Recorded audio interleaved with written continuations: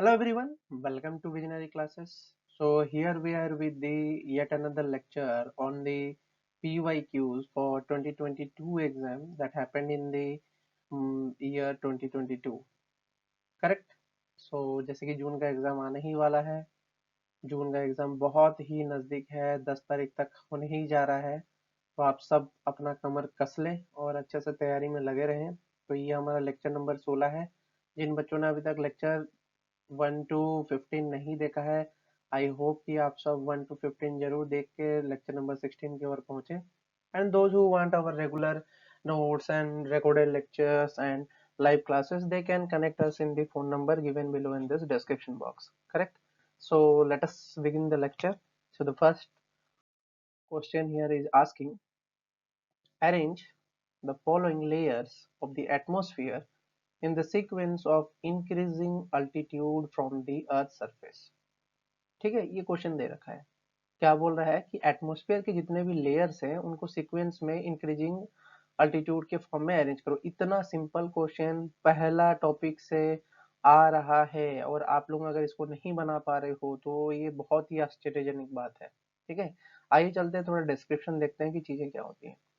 सबसे पहले अगर हम बात करते हैं, आप अर्थ के ऊपर से जब नीचे जाते हो, मतलब सी लेवल से जब आप ऊपर जाते हो, तो सबसे पहले आपको मिलता है प्लानिटरी बाउंड्री लेयर, जिसका जो किलोमीटर होता है वो 0.1 किलोमीटर टू 3 किलोमीटर होता है.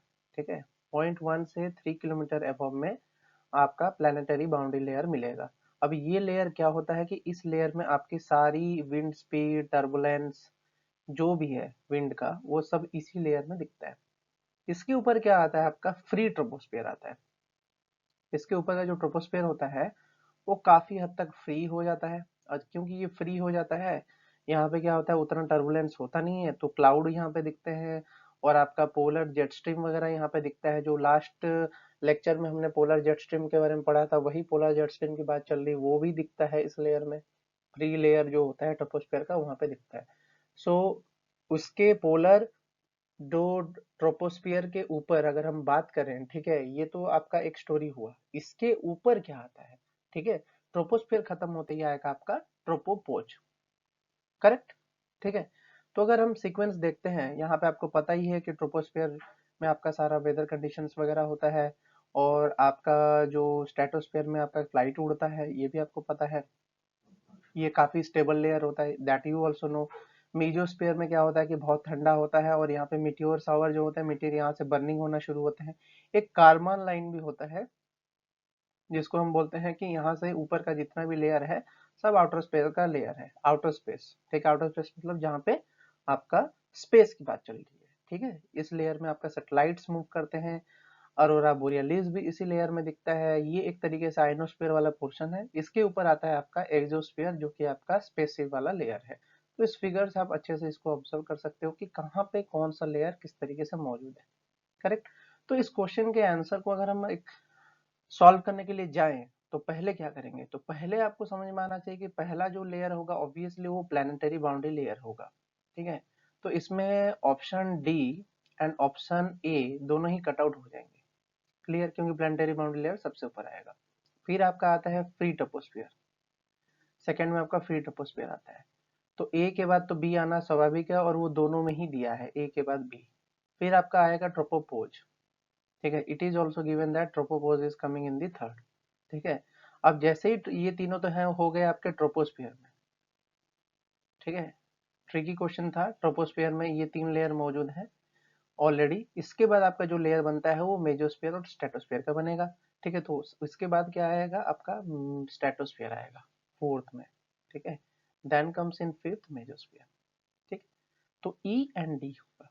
तो यहाँ पे जो ऑप्शन था A B C, A B C E D, correct, ये आपका आंसर था.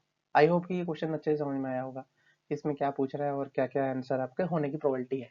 करेक्ट, समझ में आया. चलो आगे चलते हैं. तो आगे देखो, ये क्वेश्चन में पूछ रहा है कि arrange the following layers of the earth starting from earth till the surface of the earth. ठीक है, starting from the centre till the surface of the earth, ये पूछ रहा है आपका नेक्स्ट क्वेश्चन. ठीक है।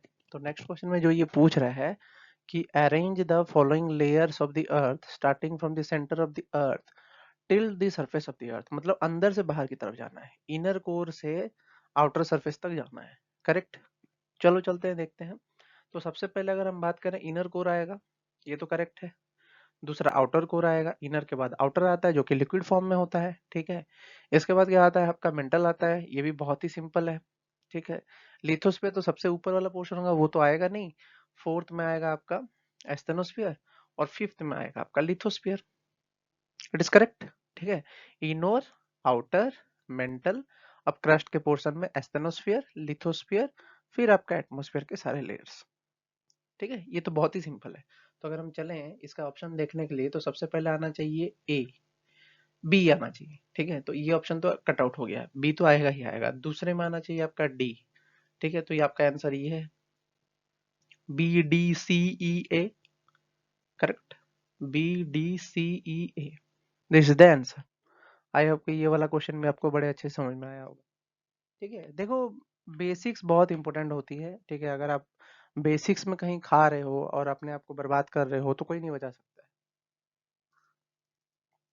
इतना डिटेल में आंसर एनालिसिस के साथ हर क्वेश्चन को बना के आपके लिए प्रेजेंट करना, ठीक है, it is a tedious job.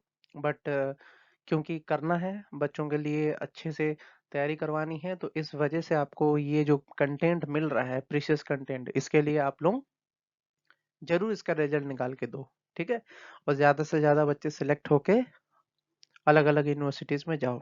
ठीक है, चलो आगे बढ़ते हैं क्वेश्चन में। सो यहाँ पे पूछता है कि अरेंज दी, देखो ये सब क्वेश्चन अरेंज अरेंज क्या आ गया है, arrange the following in progressing order of carcinogenesis, carcinogenesis का क्वेश्चन डाला है। तो क्या है भाई, सबसे इजी चीज है कि सबसे पहले शुरू तो इनिशिएशन से ही होता है। कभी इनिशिएशन के आगे शुरू होता है क्या, नहीं होता है। तो इनिशिएशन की बात करते हैं, सबसे पहले तो इनिशिएशन से ही आएगा। ठीक है। दूसरा यहाँ पे क्या दिया, पहला इनिशिएशन, दूसरा प्रमोशन, दूसरे में प्रमोट करेगा। ठीक है। तीसरे में क्या है, प्रोग्रेशन। ठीक है, तीसरे में प्रोग्रेशन होगा। फिर क्या होता है, मेटाटेसिस, फोर्थ में मेटाटेसिस, और फिफ्थ में तुम्हारा ट्रांसफॉर्मेशन। ठीक है, ये तो बहुत ही सिंपल है। ठीक है, तो यहाँ पे अगर हम चले शुरू करने हैं, तो इनिशिएशन के बाद आपका आएगा promotion, then comes, okay okay okay okay okay, there is a correction, I think progression, promotion, metastasis. ठीक है, जब ये प्रोग्रेशन होता है तब उसमें शायद ट्रांसफॉर्मेशन होता है, आई एम गेटिंग दिस। ठीक है, तो ये जो है ये फिफ्थ नहीं है। ठीक है, थोड़ा यहाँ पे कंफ्यूजन है, लेट अस सी कहाँ प्रॉब्लम हुआ है, देखते हैं। तो यहाँ पे अगर हम बात करते हैं, पहले तो इनिशिएशन था, करेक्ट। दूसरे में आपका था प्रमोशन, ये भी करेक्ट है। ठीक है। थर्ड में आपका क्या होना चाहिए, ए, डी और ए तो साथ ही साथ आएंगे ही आएंगे। ठीक है, तो डी और ए तो साथ साथ आ चुके हैं, करेक्ट। इसके बाद का जो है आपका ट्रांसफॉर्मेशन होना चाहिए, प्रोग्रेशन से पहले यहाँ पे ट्रांसफॉर्मेशन होगा। 4 और 5 जो है ये तो आसपास आएंगे ही आएंगे। ठीक है, सी एंड बी। ठीक है, तो आंसर आपका D A E C we था। ठीक है, यहाँ पे तुम देख सकते हो ना, ये जो पेरिनोप्लास्टिक सेल्स हैं वो नियोप्लास्टिक सेल्स में कन्वर्ट हो रहे हैं। तो ऑब्वियसली यहाँ पे जो पहला प्रोसेस हो रहा है, सप्रेसिंग एजेंट के आने की वजह से आपका यहाँ पे ट्रांसफॉर्मेशन हो रहा है चीजों का। ठीक है, करेक्ट है। तो ये सीक्वेंस भी याद रखो, कार्सिनोजेनेसिस के कौन से सीक्वेंस होते हैं और कैसे काम करते हैं। करेक्ट। चलो आगे चलते हैं। क्या इजी क्वेश्चन है, बोलता है being a scientist you are to solve the environmental problem, arrange the step of the scientific method in correct sequence to address the issues. देखो बच्चों, क्वेश्चन अगर नहीं पढ़ोगे और तुक्का लगा के आंसर लगाओगे तो गलती होगा ही होगा। ठीक है, ऐसा मत करो कि बिल्कुल क्वेश्चन ना पढ़ा और गया और एग्जाम में बैठ गया, वैसे नहीं होता है एग्जाम क्लियर। ठीक है, I am again telling you, तो बिहेव लाइक ए स्टूडेंट, कि किस तरीके से आपको आंसर देना है। अगर आप आंसर अच्छे तरीके से नहीं दोगे तो आपको कौन बचाएगा, कोई नहीं बचा सकता है। आंसर ऐसे दो कि सब चीज परफेक्टली चले। ठीक है, गलती ना हो, परफेक्टली आंसर दो, ताकि जो भी चीजें कर रहे हो तो वो एक सिस्टमेटिक वे में काम करे। ठीक है, ऐसा नहीं हो कि सिस्टमेटिक वे में काम ही नहीं कर रहे हो और आंसर दे ही नहीं रहे हो और आगे बढ़ते जा रहे हो। ठीक है, ये पॉसिबल नहीं है, इससे कुछ नहीं कर पाओगे, नॉट पॉसिबल। ठीक है, तो देखो इसमें जो सिंपल सी बात है कि किसी भी प्रॉब्लम को पहले आइडेंटिफाई किया जाता है। तो यहाँ में क्या लिखा है, recognition of an unexplained environmental problem. सही बात है, तो इसमें option A and option C तो कट आउट है, पहले तो डी आएगा ही आएगा। ठीक है, दूसरे क्या होता है कि अगर तुमको इन्वायरमेंट प्रॉब्लम के बारे में पता चल गया है, जो कि रिसर्च का ऑब्जेक्टिव है, ये क्वेश्चन सीधा रिसर्च का स्टेप से डाला हुआ है। ठीक है, रिसर्च स्टेप्स के क्वेश्चन है ये डायरेक्ट। पहले तो आइडेंटिफाई करते हो प्रॉब्लम को, बहुत जरूरी है, आइडेंटिफाई द प्रॉब्लम। ठीक है, फिर क्या करते हो, फिर जनरेट करते हो हाइपोथेसिस को, जनरेट हाइपोथेसिस। ठीक है, फिर उस पे एक्सपेरिमेंट। ठीक है, फिर तुम्हारा कंक्लूजन। करेक्ट, यही है कहानी। 1 2 3 4, इसी वे में अंडरस्टैंडिंग रखो तब ये क्वेश्चन बना पाओगे। तो यहाँ पे बोला recognition of an unexplained environmental problem, ये पहला स्टेप होगा डेफिनेटली, इसमें तो कोई दोहरा है ही नहीं। ठीक है, ये पहला स्टेप होगा ही होगा। दूसरा स्टेप क्या हो सकता है, develop a hypothesis to explain the problem, दूसरा स्टेप ये होगा, कंफर्म है। तो ये भी समझ में आ गया, तो तुम्हारा आंसर यहीं से पता चल रहा है कि DAECB होगा। ठीक है, जान लेते हैं ई में क्या बोला है, design and perform the experiment to explain the problem, third है। एंड सी में analyse and interpret the data, and fifth में है share the new knowledge by publishing article और प्रेजेंटिंग इन मीटिंग्स। क्लियर है, तो इसमें तो कोई दोहरा नहीं कि ये क्वेश्चन नहीं बना लोगे, ये तो आज आसान है तुम्हारे। ठीक है, आगे चलते हैं। Again, it is asking that given below are the two statement जिसमें कि बोल रहा है कि ocean is not considered to be an important carbon reservoir in the earth system। ठीक है, जो कि गलत स्टेटमेंट है, 100% गलत है, क्योंकि यहाँ पे तुमको दिख रहा होगा कि डीप ओशन जो है इतना स्टॉक एब्जॉर्ब कर लेता है। ठीक है, जबकि तुम्हारा सॉइल वेजिटेशन 2300, ठीक है, permafrost 1600, atmosphere 839, emissions 385, land use 185 and surface ocean 900। तो सरफेस ओशन और डीप ओशन मिला के ही काफी ज्यादा है, ऑलमोस्ट 38,000।